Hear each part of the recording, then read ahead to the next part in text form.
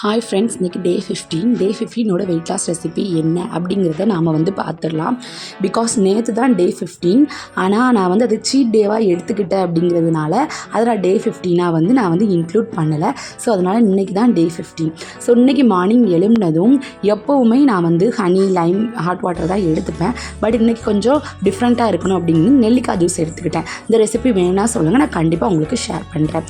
அதுக்கப்புறமா பிரேக்ஃபாஸ்ட்டுக்கு 2 கோதுமை தோசையும் அப்புறமா துவையல் அப்படின்னு சொல்லுவாங்க எங்கள் ஊரில். நான் அதை தான் எடுத்துக்கிட்டேன். இதில் கொஞ்சம் கூட எண்ணெய் ஆட் பண்ண மாட்டேன்.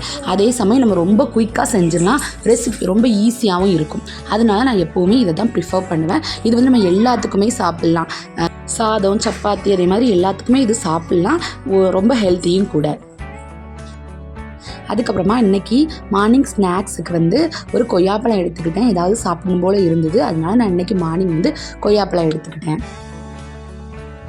அதுக்கப்புறமா இன்றைக்கி லஞ்சுக்கு ராகி தோசை ப்ரிப்பேர் பண்ணலாம்னு நினச்சேன். பட் எனக்கு ராகி தோசை செய்ய வரலை.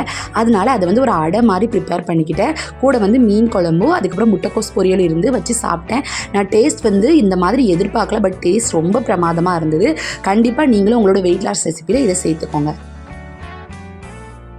அதுக்கப்புறமா நைட்டு டின்னருக்கு ஒரு 2 சப்போட்டா பழமும் ஒரு பாதி கொய்யாப்பழமும் எடுத்துக்கிட்டேன். இதுதான் வீட்டில் இருந்தது. ஸோ இதோடு நம்ம எடுத்துக்கலாம் அப்படின்னு நான் இதோடு இன்றைக்கி டின்னரை நான் முடிச்சுக்கிட்டேன். ஸோ நம்ம வெயிட் லாஸ் ஸ்டார்ட் பண்ணி இன்னையோட 15 days ஆச்சு. நான் வெயிட் லாஸ் ஸ்டார்ட் பண்ணும்போது எவ்வளோ வெயிட் இருந்தேன் அப்படிங்கிறத உங்களுக்கு ஷேர் பண்ணியிருக்கேன். நான் எவ்வளோ வெயிட் ரெடியூஸ் ஆகிருக்கேன் அப்படிங்கிறத நாளைக்கு 15 days ஆச்சு. ஸோ உங்களுக்கு நாளைக்கு நான் ஷேர் பண்ணேன்.